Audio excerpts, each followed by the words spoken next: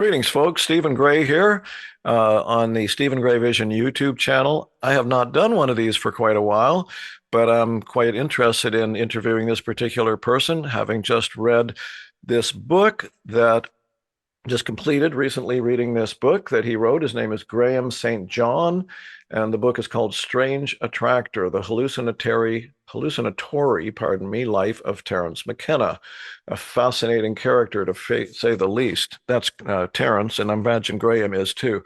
Um, however, uh, I only know Graham for this purpose. I do not know his other biographical information, so I'm going to welcome you, Graham, and I'm going to ask you to give a very sort of 27 and a half word bio of yourself, if you will.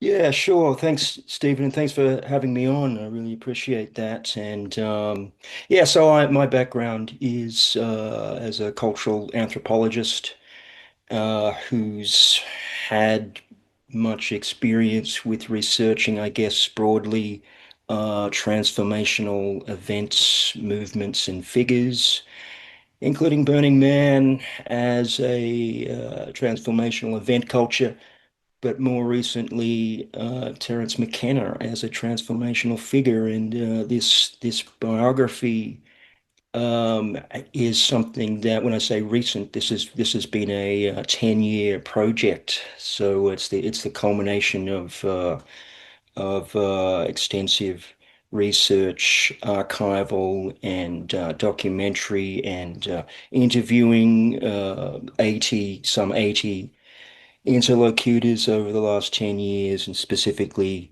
5 to 6 years full time, uh, producing what is effectively the first serious biography of Terence.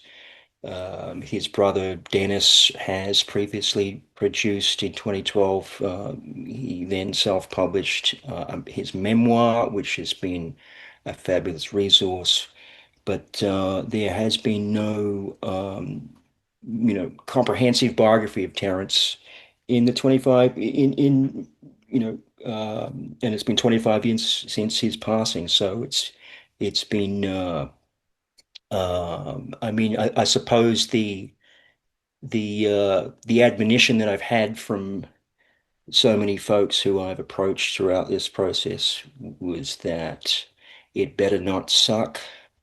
And so I've had a great deal of pressure, which is, I think, natural for in reference to a biography of a figure Uh-huh. of his status, who is one of the most loved and yet still little known characters in the history of psychedelics.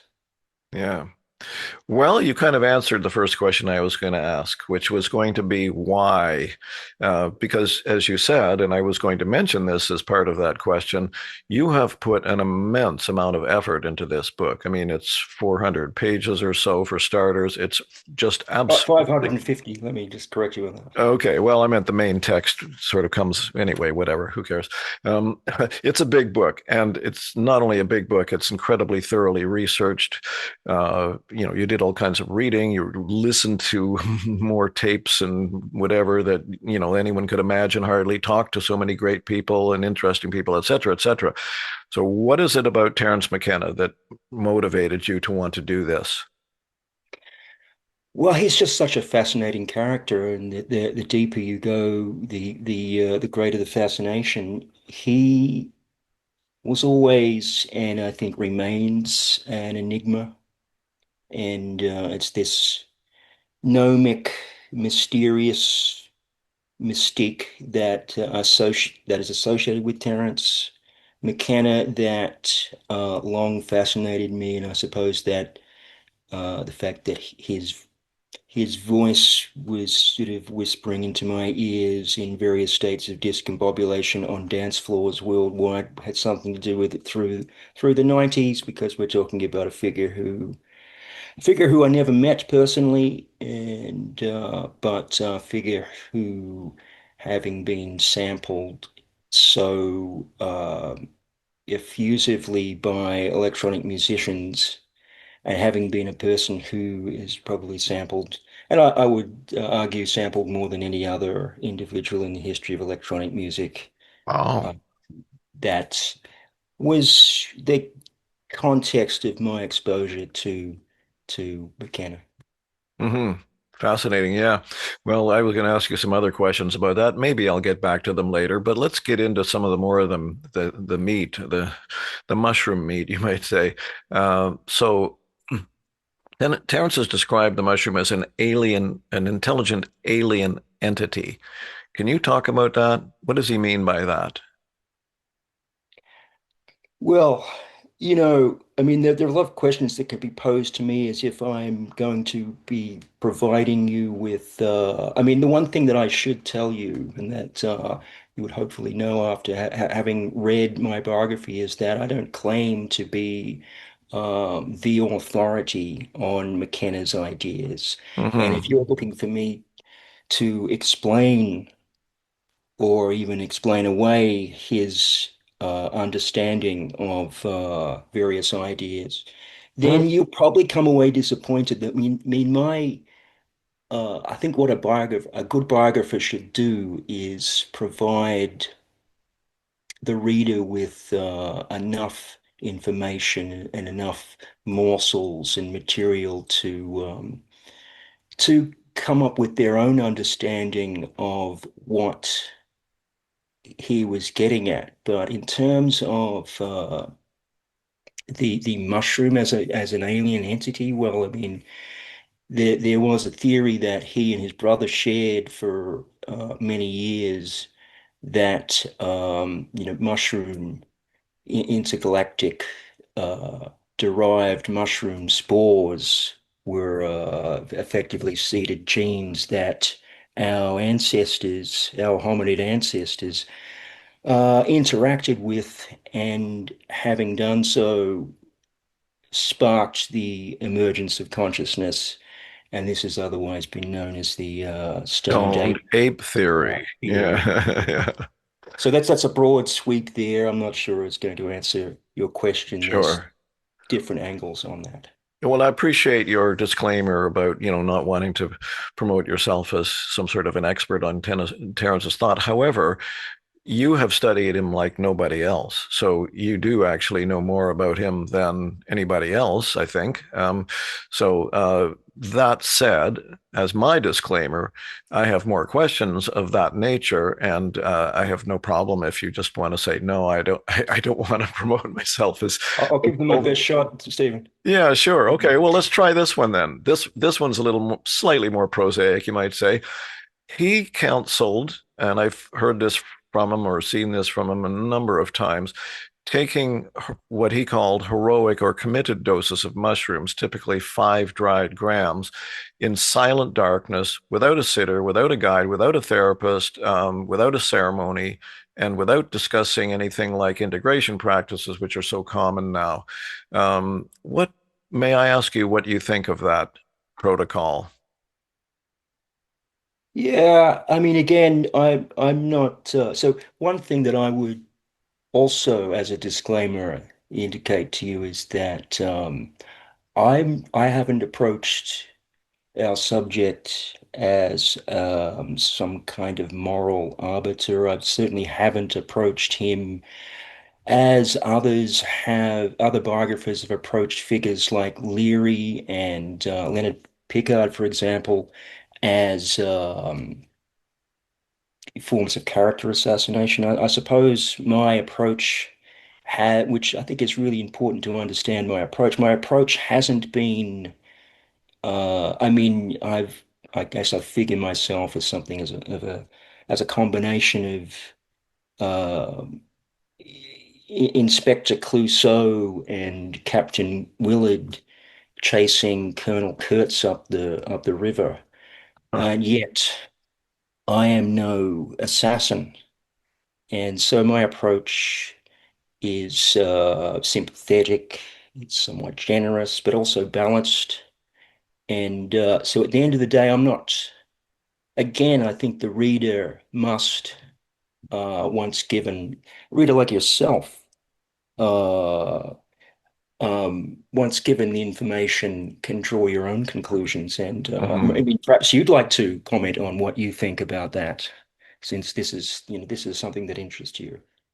Well, that's why I asked that question, actually. Yeah, because I've been involved with the psychedelic world for a long time, and and well, for starters, to be honest, I never would consider myself as much of a heroic journeyer as Terence, but also my, if you want to call it a bias or preference, is for some kind of guidance for most people. Obviously, it was okay for Terence, and it seems to have been okay for a fair number of people. But as you know, these substances are potentially dangerous. They can completely dissolve your habitual self sense of identity. And if you're not prepared for that, or if you don't sometimes have, protection or guidance for that, that can be problematic and sometimes long lasting. Would you agree? For sure, I would agree with that. And this is one of the angles that can be pitched to ultimately critique McKenna. And like Mm-hmm. as I said, this is not my approach. And my approach, I Sure. mean, I imagine that you could.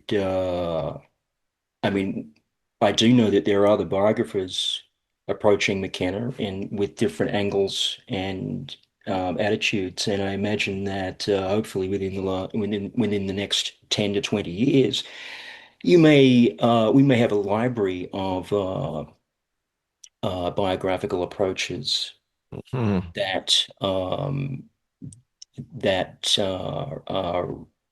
benefit from a variety of angles, including your own. Mm-hmm. Sure. Yeah, I understand. Okay, well, I'm probably going to run into a bit of a dead on a number of these questions because I see that you don't want to overstate yourself. And so, I appreciate that. That's fine. But I'll try a few more anyway.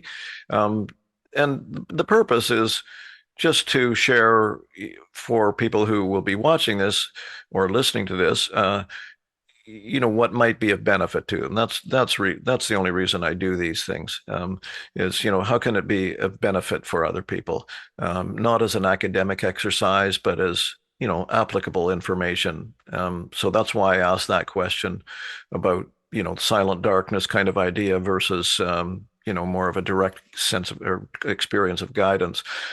So again, knowing that you may not want to insert yourself too much into Terence's views, can you explain, for the purpose of what I just asked you, about how that might help other people understand his views and what he was getting at? He said, culture is not your friend. Can you explain that a little bit more?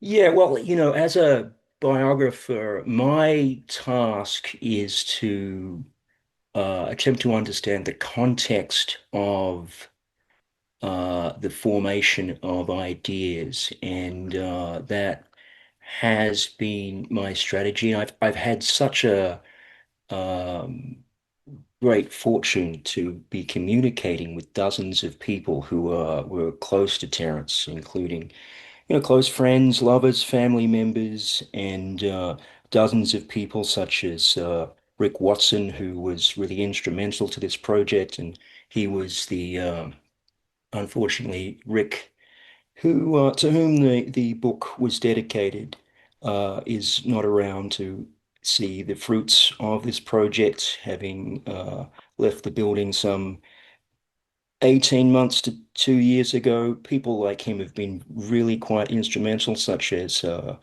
Pat Harrison. And so the context of idea formation throughout the course of his life is really my sort of forte. Mm-hmm. What he meant by um, uh, culture is not our friend is, I suspect that is quite close to the bone of his approach to ideology and belief systems and faith. I mean, he was essentially an anarchist in at heart, even though he was no formal member of any anarchist organizations. And this uh, anarchistic or even shamanarchical approach was really endemic to his approach, but we're really talking about a figure who, being such an enigma, is such a challenge for any biographer because we're talking about someone who was simultaneously an anarchist and an alchemist and a bard, a prophet, a surrealist, an exile, a maverick scientist, a Gnostic, an outlaw, all of these things all at once, and so many more personas and identifications. Um, uh, and the challenge has been great. I don't think this answers your question. I've gone Mhm. off on quite a ramble here. That's all So right. perhaps you can bring it back. Okay. Well, as I said, the kinds of questions that fascinated me in the book seem to be the kinds of questions that you don't want to extend yourself on too much, for the reasons that you explain. So I don't know how far we're going to get on some of these things, but as I say, I'll keep plowing through here. Um, and again, the reason that I'm asking these kinds of questions is, how could you help people who haven't read the book or who don't know much about Terence? I mean, a lot of people do now, but a lot of people don't, of course. And a lot of younger people may never have even have heard of him, unless they're in certain kinds of environments. But uh, he once said he was optimistic about the future. I remember in something, and I wonder, you know, if you could explain for people why he felt that way. What is your understanding of what the kind of things he was saying about what our potential is and where we might be going? Yeah, I mean, we're talking about a figure who was once regarded as someone who made hope cool. And so he's very, very optimistic, remarkably so. And this was expressed in ideas such as that we should embrace the felt immediacy of experience, and so for a figure who um, for whom that which he called the time wave, which we might get um, to regard our future so optimistically really comes back to the paradoxical nature of the figure that we're talking about, because we are really talking about a figure who at on the one hand is being regarded as something of a persona non grata in the world of psychedelic science, or psychedelics 2.0, a figure who is something of a preposterous anomaly within psychedelic science, but who at the same time was, through his life and remains so in his afterlife, something of a heroic phenomenon, uh, Mhm. as a cognitive libertarian. And so it's this uh, enigmatic and gnomic character of McKenna that has fascinated me, and it's something that I hope that readers come away with. And it's not that I've made an effort to once and for all sort of nail uh, McKenna. Uh, I think that the mystery remains. He remains as a mystery. He remains as an enigma. I don't think I've resolved the enigma at all. Hmm. Yeah, interesting. Um, well, again, for the benefit of viewers, um, and I'm not 100% sure I completely understand this one myself. So it's something I've been fascinated by, and it almost seems like there's I don't know if I'd call it a contradiction, in what I'm about to pose here, but it's something like this. I would say he was an environmentalist in a visionary sense. He understood some things about the missing element of our relationship to the planet, to Gaia, etc.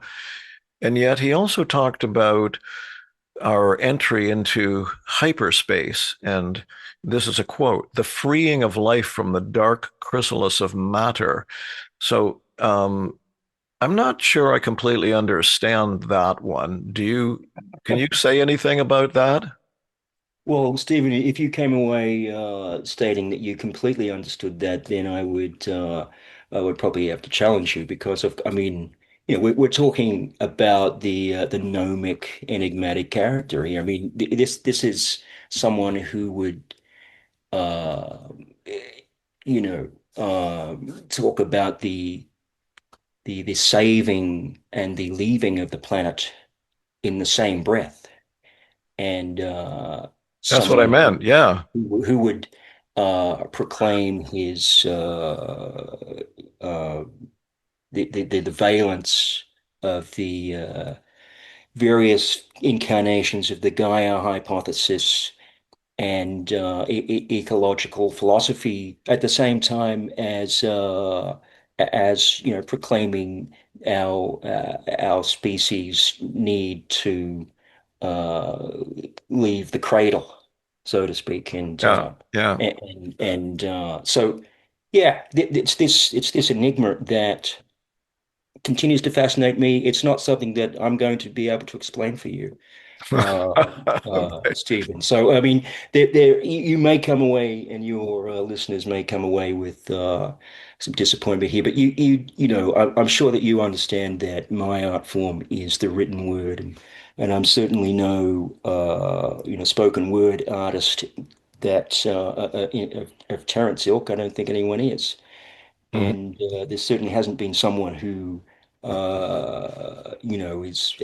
sort of stood in the wings to replace him as the bard of psychedelia.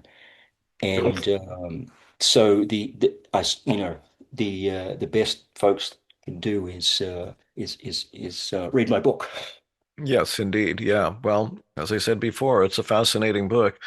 Right. Yeah. So, normally in these interviews, I don't like to give my views much because I see them as about the person who I'm interviewing. However, I will say that and you can say nothing about this if you don't want, but I'll just throw it in. Um, I think this whole notion that he talked about the transcendental object at the end of time, the kind of the meeting of spirit and mind, if you will, and things like he said, we're turning into something else, and I suspect, and I don't know, Graham, but I suspect that he had visions about that in his journeys, in his psychedelic journeys, but that he may have gotten the time wrong. The historical time wrong, uh, because I don't know that it works like that. For example, are you familiar with Chris Beisch? Do you know? No, I'm not. No, I'm not. Okay. Well, I don't want to take too long on this, but Chris Beisch is quite a remarkable person. He has a book called LSD and the Mind of the Universe, and he's a retired professor of religious studies from Ohio State University. And early in his career, he undertook what turned out to be a 20-year journey of 73 high-dose LSD journeys, following the Stanislav Grof protocol of headphones with a playlist, eye shades, a sitter, stuff like that, and then a thorough transcription the following day. And Chris talks a lot about us going through a kind of a death and rebirth trajectory as a species.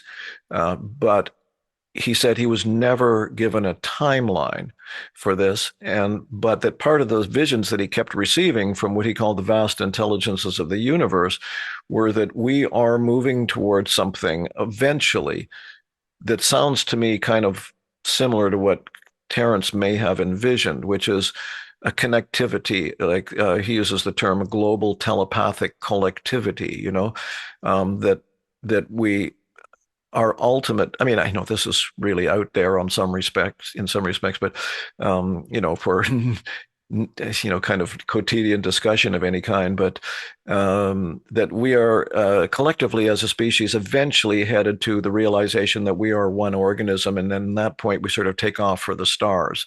And I've heard that from other sources too. Are you familiar with that notion?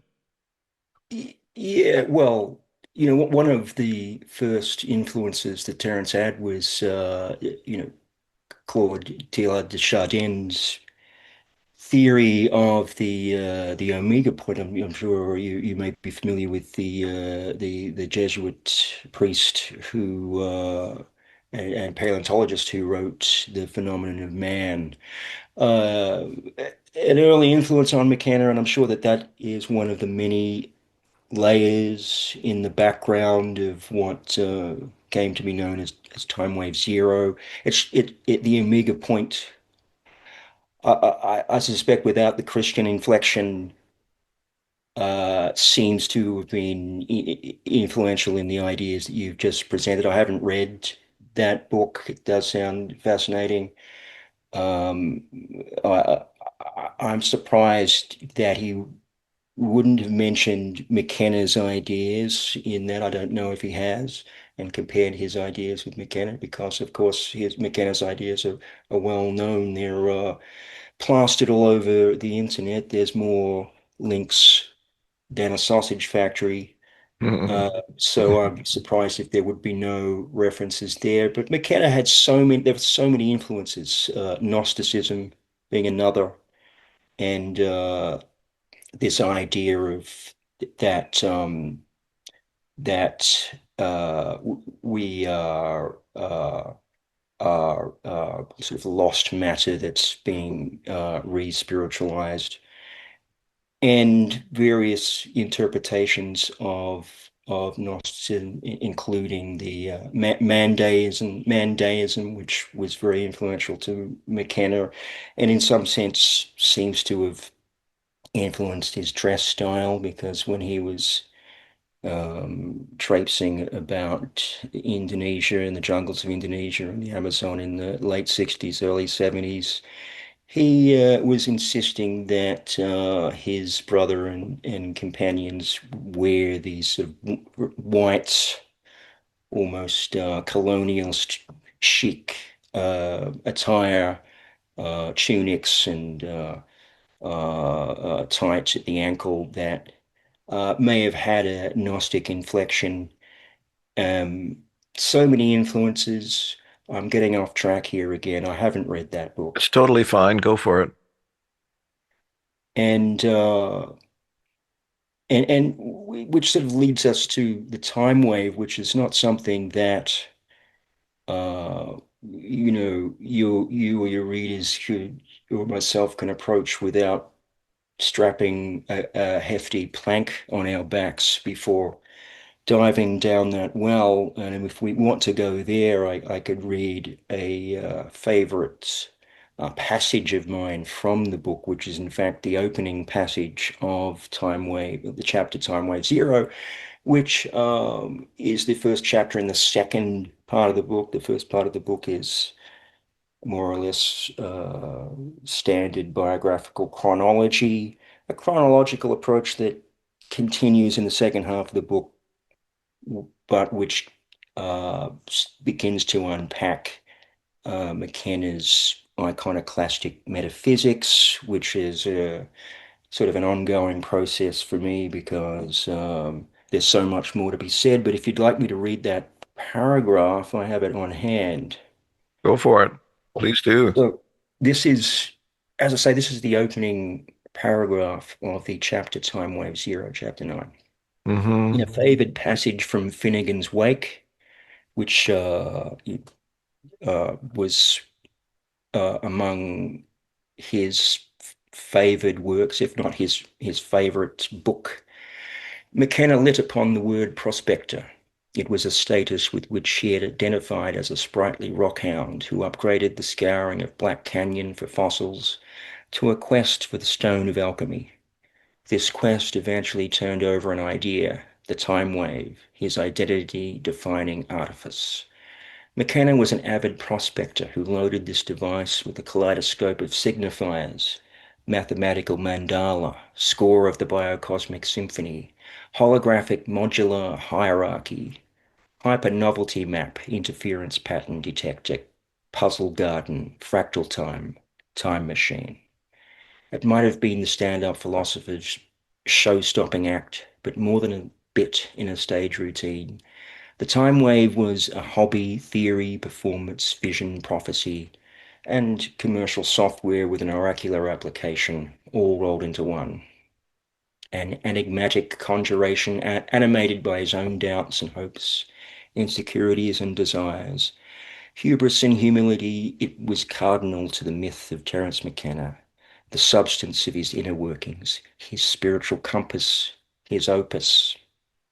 So, yeah, so this is the opening paragraph of that chapter, which goes which carries forward some depth into my understanding of what the time wave was as, in terms of a and is as a mythopoetic phenomenon as opposed to an algorithmical phenomenon.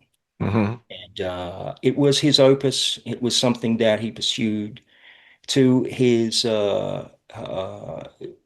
dying days. And Hmm. as we know, we're talking about someone who left us at quite an early age, at the age of 53 in 2000, with glioblastoma, brain cancer. And but to his own end, he it was an opus that he pursued, and not an easy, it's certainly not a theory, but not a phenomenon to that is easy to grapple with. No, indeed. Um, well, what you have just said and what you have read, I think if I were just watching this and I had no idea in advance, it wouldn't be clear to me at a sort of a really basic level what the time wave zero theory actually was. Can you say a bit more about that? Well, this, Stephen, is one of the reasons why I chose to read out that paragraph. This is not a phenomenon that, as I say, is easy to approach. Hmm. And we're talking about a 550-page book that where the time wave pretty much lies at the heart of it.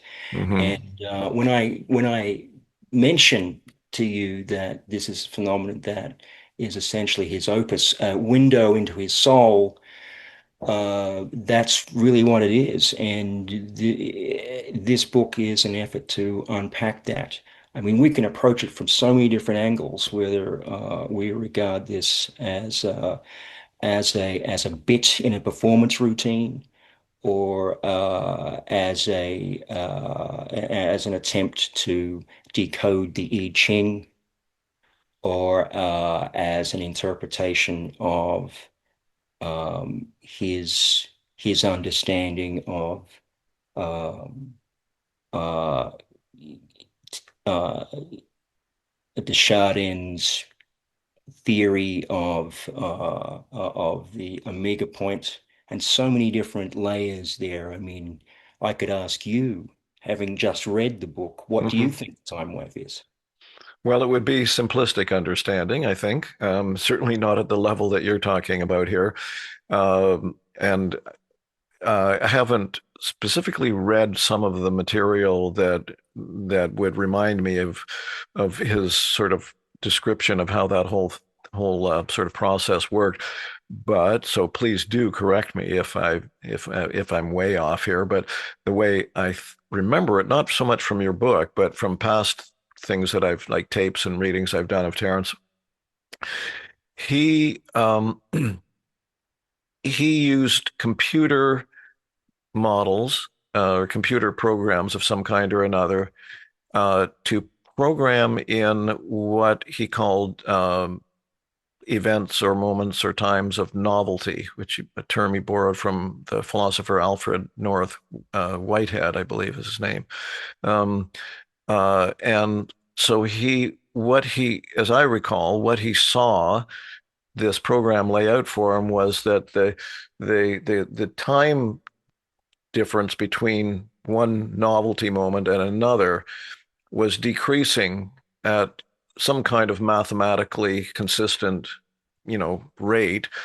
And as we've approached modern times, these waves became the amplitude or the wavelength of these waves became increasingly shorter and shorter and shorter and shorter until they come to this point where they stop essentially, which I think, as I understand it, anyway, called the end of history. Um, and as I understand it, he posited that to be 2012 for quite a while. Um, Tied it in with the Mayan calendar and the I Ching and things like that. And again, I only understand this at a second-hand sort of a level, but my take on it is that kind of what I said earlier, that I suspect, without ever being able to know, I'm sure, that he was shown by the mushroom teacher, and he did call it a teacher occasionally, um, that our destiny as a species was to know who we are, and that is that I don't know, that words are so cheap in the face of, the overwhelmingness of all this, but something like, uh, you know, our um, intimate interwovenness or even sameness with the Holy Spirit or whatever you want to call that, and that when we realize that history, in a sense, ends because we enter into a whole other dimension of existence where we are in the present all the time somehow. Um, uh, that's that's the best I can do. Please Well, correct or add or subtract from that. Stephen, that is probably one of the best attempts to condense these ideas that I've heard recently, and so I commend you on that. Again, I'm not, I can understand your analytical approach, but you know, I don't claim to be the person who's going to correct you. Mm-hmm. Or in a, I don't claim to have the authority on what is the correct approach to the time wave. What I do know is that, Terence was someone who we also know as the stand-up eschatologist. I mean, he was certainly as a uh, as an altar boy and someone who was raised as a Roman Catholic and probably went through communion as a 12-year-old, and someone who made an effort to escape Catholicism. We can see that the various layers of mythology and cosmology, Catholic and Christian, are evident in his philosophy. Um, but including the eschaton and the Christian apocalypse and the idea of the end of time, which and the end of history, which fascinated him, that that mushrooms were integral in the evolution of consciousness in the birth of consciousness, but also in the envisioned reawakening, which he called the archaic revival, which were evidence of which he claimed to see right back to the late 19th century, and I think he would claim that the first evidence of that was within the surrealists and in a figure like uh, the uh, the patriarch of Dadaism, uh, Alfred Jarry, who was a figure who I suspect had almost as much input in in McKenna's thought forms as Carl Jung, which does point to just how um, preposterous and hilarious his ideas were, and that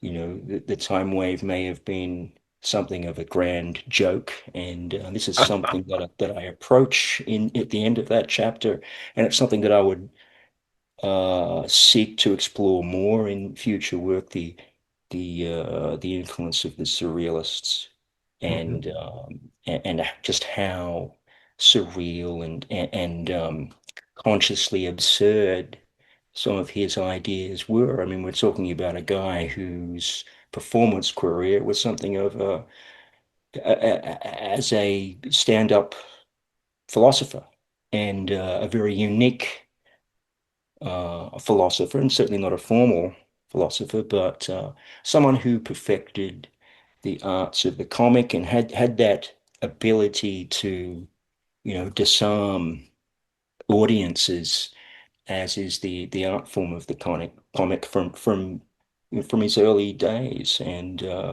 I do explore that in the book and the roots of his rap and his artifice and his style of and his timing and rhythm and which goes back to his early childhood, and that's something that fascinates me. So again, it's the formation and the content, the social and historical context of his ideas that really fascinate me, and about which I suppose I have expertise other than um, as opposed to being an analytical expert on his theories. Hmm. And Right.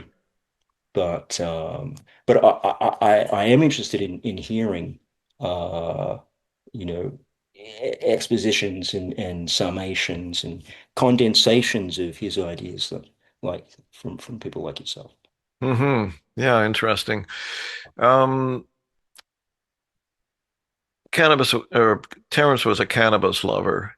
Uh, were you willing to say a little bit more about how he saw and used cannabis in his life? Oh yeah, I mean, this was his mainstay from his late teens, cannabis and hash. And most people who knew Terence knew him as someone who uh, was a sort of voracious roller of joints, and he would, be involved in dozens, or at least a dozen of those every day.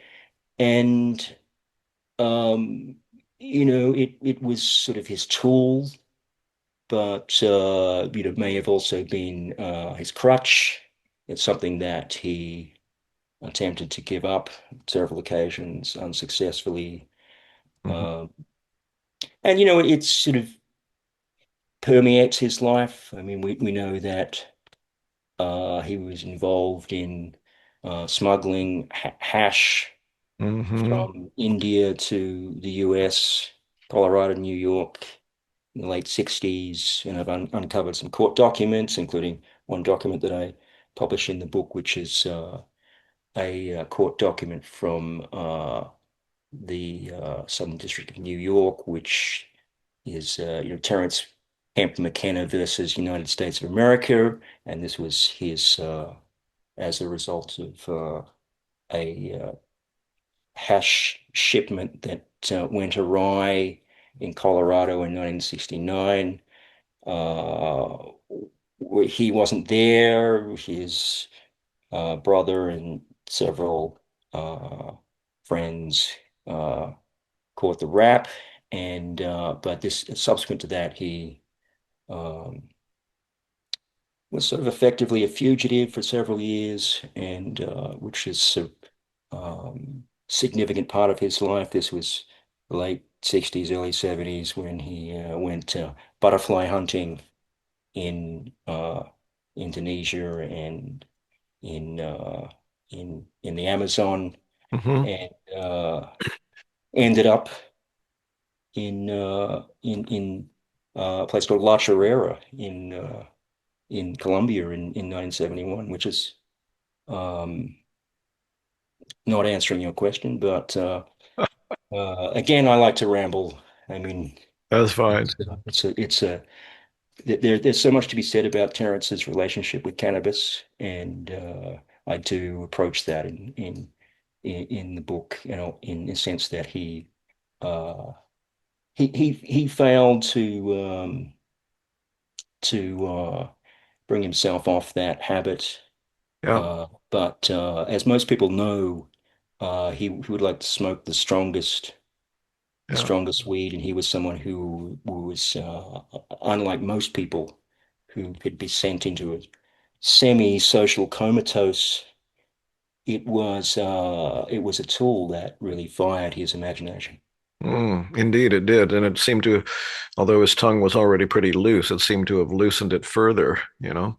Um, I remember him talking about, firing up a doobie and then just getting into a rap. Yeah. Uh, yeah, yeah. Did he? Do you know it? Whereas everyone else was just, you Yeah, know, uh, yeah, flustered. Yeah. yeah. Indeed. Part of why he was so compelling was that he was like the only man standing, sort of idea, and he was mesmerizing people. Do you know it's not mentioned in the book, and I've never come across it. Do you know if he tended to like to do these talks high? Was he generally high when he did the talks? I believe he was. Yes. Oh, interesting. Very, very much so. Yeah, This is fascinating. one of the one of the unique aspects of his style and persona that Yeah. the strength and the quality of the weed that he would smoke would debilitate most people, but for him, it really did fire his imagination. It was one of the things that he himself claimed that, along with mushrooms, uh, uh, um, well, specifically mushrooms giving him, he would claim that the mushroom gave him his best ideas, but that cannabis was instrumental to his performance career, really. Yeah. And he has spoken at least once that I came upon of cannabis as a psychedelic as well. He said something, I saw a quote by him somewhere where he said something to the effect that, understood in its proper cultural context, etc., cannabis has almost the full panoply of psychedelic effects as the other so-called major psychedelics have. Yeah, I wouldn't be surprised that he said that. Of course, he would always find himself accessing the strongest, Yeah, Cincinella and hashish, and as we know, historically, hash has had uh, near psychedelic effects yeah, for many folks, and he was interested in that tradition. There are, I mean, for a guy who was a voracious reader, there are many figures in the sort of history of the American occult or sort of psychoactive occult that he wasn't aware of, but surely a fascinating figure in the history of the American occult, and that's something that I want to explore further in future research. hmm. Yeah, interesting.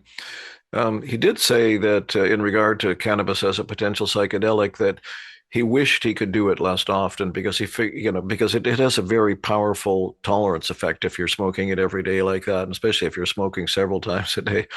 And he said he wished he could get it down to like once a week so that he could have those kinds of experiences. But, as you mentioned, he never did. So, I understand and appreciate, Graham, that, you're being sort of cautious, I guess you could say, about expressing your opinions. But I'll try and one on you anyway. Terence talked about at one point in the book, you mentioned his concern about institutional usurpation of psychedelics. And this is a quote, it's expropriation for neoliberal agendas. And I'm just wondering how you see where things have gone since Terence passed away in terms of the so-called psychedelic renaissance. Yes, well, I mean, we were obviously talking about a complex scenario. What would Terence think? Um, I think he would be quite ambivalent. I mean, surely he would be uh, somewhat happy about the progress that has been made in terms of decriminalization in various contexts. Um, but at the same time, I suspect that his views, he would be somewhat disparaging and derogatory of of the uh, the the the development and the power of the corporate uh, uh, world in terms of the control of psychedelics for medical purposes. Yeah. And I suspect that if he was around today, he would. I mean, we're talking about a character who was really building himself up to be podcasting from home on his island in Hawaii. Hmm. And I suspect had he lived, not within a few years of his demise, instead of his demise, we would have seen a figure who would have basically owned the world of podcasting, certainly Mm. in the world of psychedelia and psychedelic discourse, but beyond that as well. And so it is interesting to think about how what the world would look like with Terence still in it.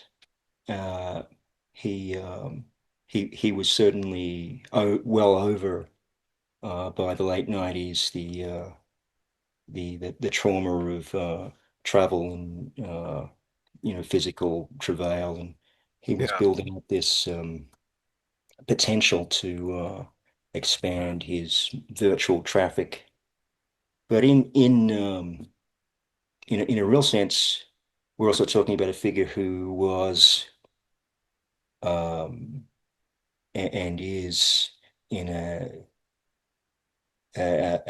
net era exemplar of a figure who is in a state of uh, perpetual departure while always deriving, in the Mm. sense that the the internet and the world of cyberculture has become his platform, and we're talking about a figure who is you know kind of spectral today, in a unique fashion, in terms of his cybernetic reanimation.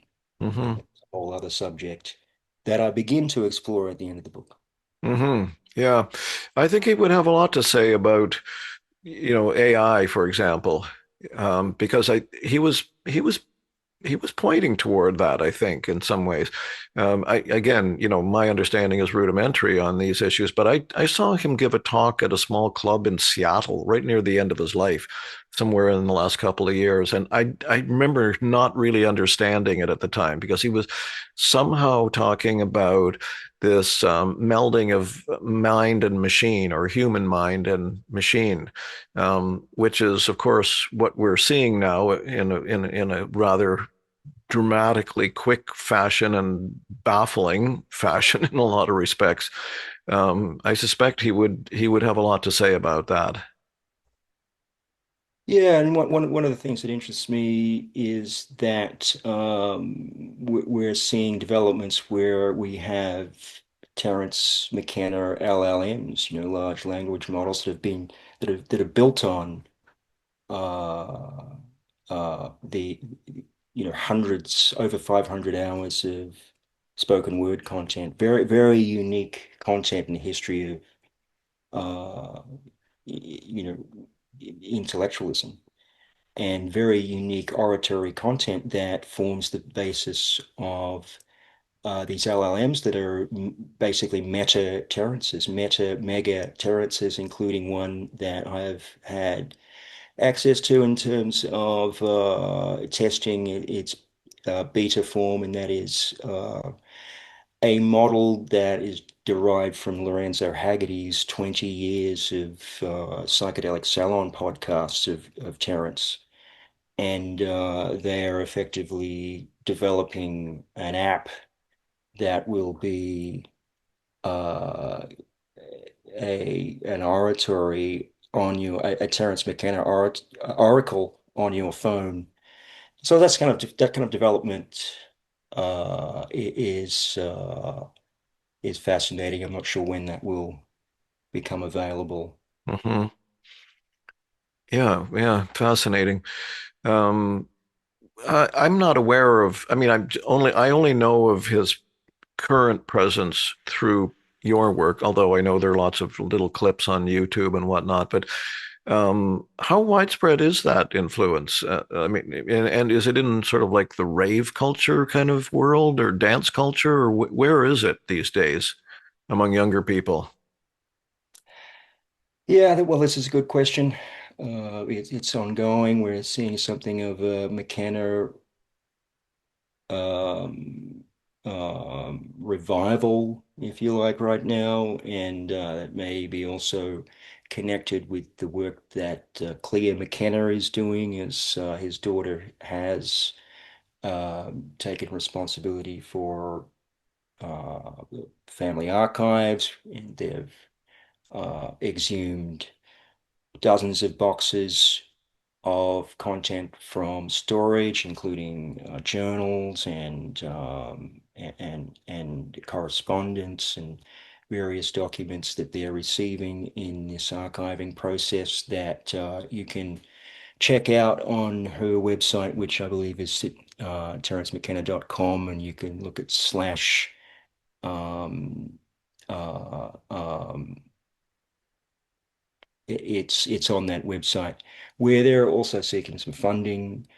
And I thoroughly endorse this project, and it's certainly evident that my biography is not the final word on Terence.